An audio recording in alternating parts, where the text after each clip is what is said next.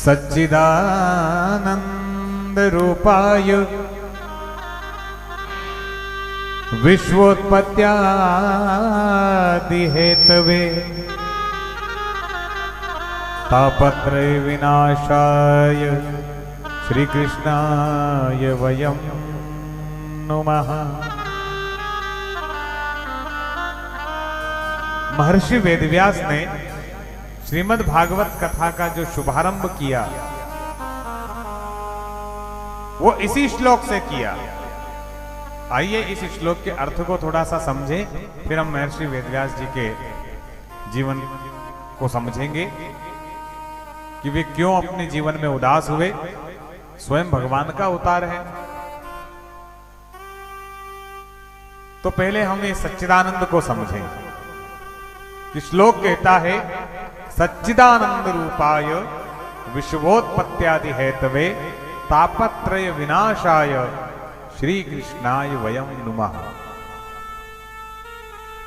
इस श्लोक में पहला जो शब्द आया है वो आया है सत्य। और सत्य किसे कहते हैं? सत्य अर्थात सत्य। और सत्य कौन है? तो हमारे यहां कहते हैं ईश्वर सत्य है। सत्य ही शिव है और शिव ही सुंदर है। मुझे लगता है कि श्रीमद् भागवत कथा की जो शुरुआत की है महर्षि वेदव्यास जी ने, जो शुभारंभ किया है, उसमें सबसे पहले उन्होंने भगवान शिव को रखा है, क्योंकि सत्य तो भगवान शिव है। ईश्वर सत्य है, सत्य ही शिव है और शिव ही सुंदर है।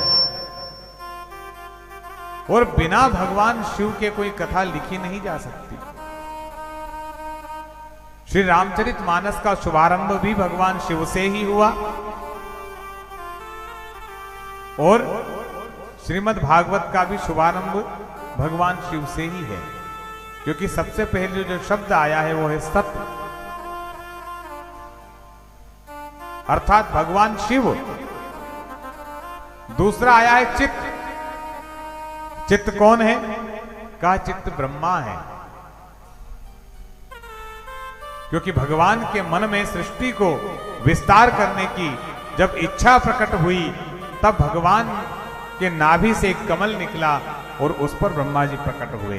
अर्थात भगवान नारायण के मन से, चित्त से जो प्रकट हुए वे कौन है? ब्रह्मा जी है। चित्त अर्थात ब्रह्मा। और आनंद कौन है?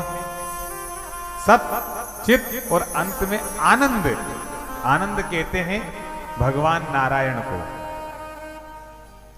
भगवान राम जी का जब नामकरण हुआ तब उनके नामकरण में वशिष्ठ जी ने कहा कि जो आनंद सिंधु सुख राशि सीकर ते त्रैलोक सुपासी सो सुख धाम राम असनामा अखिल लोक दायक विश्रामा। वे भगवान नारायण जो सदैव क्षीर सागर में शेष सैया पर अपने मंद मंद मुस्कान से देवताओं को आनंदित करते हैं, नेत्र बंद है, एक हाथ का सहारा लिए हुए हैं, मां लक्ष्मी जिनके चरणों की वंदना कर रही है, क्षीर सागर में शेष सैया पर भगवान नारायण बड़े ही आनंद की मुद्रा में लेटे हुए। ईश्वर कभी दुखी नहीं होता, इसलिए सबसे पहले कौन है? भगवान शिव। सत अर्थात शिव, चित अर्थात ब्रह्मा जी और आनंद अर्थात भगवान नारायण।